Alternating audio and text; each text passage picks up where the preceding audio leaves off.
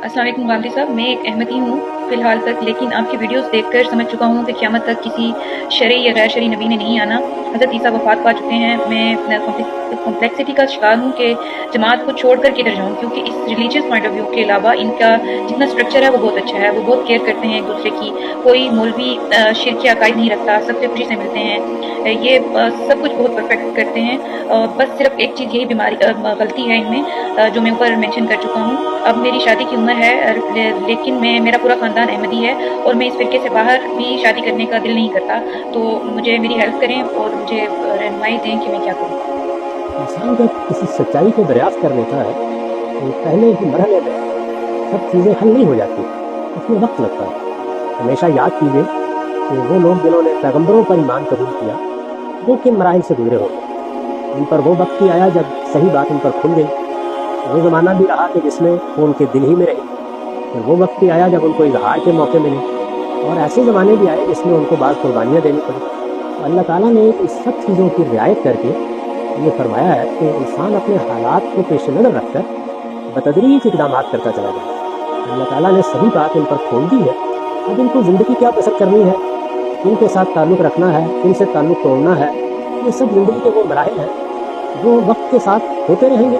अपना इल्म बढ़ाएं, अपना मुताला बेहतर करें।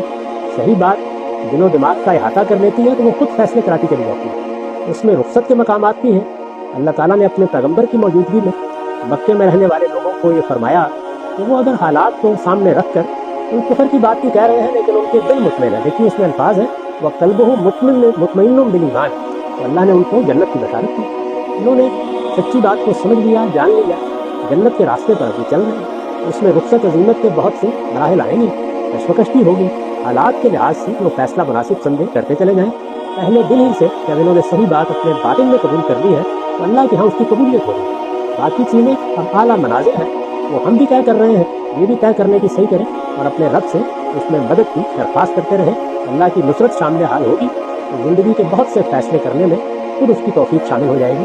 उसमें खामखा अपने ऊपर कोई चीज़ लागू करने की सही न करें, बस सफ़र शुरू कर दें और इंसानी फितरत के तकाज़ों से जो रास्ता बनता चला जाए उस पर अल्लाह की रहनुमाई में चलते रहें।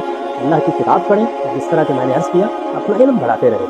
जितना इल्म रासिख होगा, जितना यकीन मुहकम होगा, उसके लिहाज से अल्लाह ताला तौफीक दे देते हैं कि अब इंसान को क्या फ़ैसले करने हैं। ये फ़ैसले ये बतदरीज करेंगे तो मुहकम होंगे, और अगर यक बयक कोई इक़दाम करेंगे तो हो सकता है कि उसके नताइज का तहम्मुल न कर सकें। अल्लाह ताला ने कुरान मजीद में यही तालीम दी कि अपने आप को देखते चले जाओ, अपने हालात के लिहाज से आगे बढ़ते रहो।